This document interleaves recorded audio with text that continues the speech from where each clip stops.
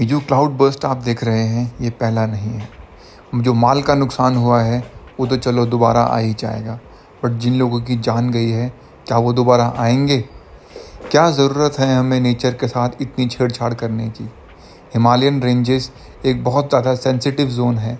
इसके अंदर हम इतना हैवी कंस्ट्रक्शन कर रहे हैं, इतना अंधा कंस्ट्रक्शन कर रहे हैं कि हम नेचर को भी उसके नेचुरल कोर्स पे नहीं छोड़ रहे हैं।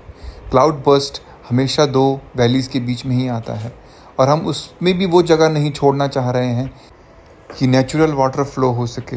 देखिए कैसे ये पहली घटना नहीं है जिससे कि हमारे जान और माल का बहुत नुकसान हुआ है। क्यों हम इतना कंस्ट्रक्शन कर रहे हैं? क्यों इतना अंधा टूरिज़्म कर रहे हैं कि हमें नेचर की कोई परवाह ही नहीं है?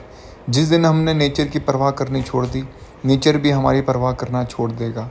और देखिए उसका नतीजा इस तरीके से होता है। केदारनाथ में भी ऐसे ही हुआ था। अनप्लान्ड कंस्ट्रक्शन, ओवर कंस्ट्रक्शन, इसी तरीके से कितनी जान और माल का नुकसान हुआ था।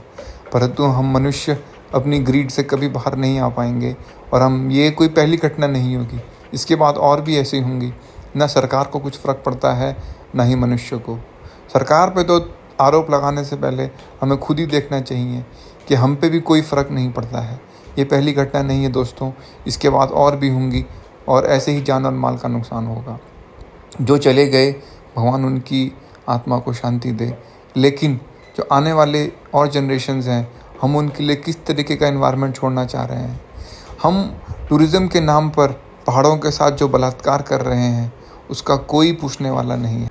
प्रकृति बची रहेगी तो हम सब बचे रहेंगे, अन्यथा इसी तरीके से प्रकृति हमें जवाब देगी और हम प्रकृति आपदाओं के सामने मनुष्य की कुछ नहीं चलेगी। हमारे जितने भी कंस्ट्रक्शन, होटल, घर हैं वो सब ताश के पत्तों की तरह बह गए हैं। देखिए आप इस वीडियो में किस तरीके से लोगों का नुकसान। ये वीडियो हमें बहुत कुछ सोचने के लिए मजबूर करता है।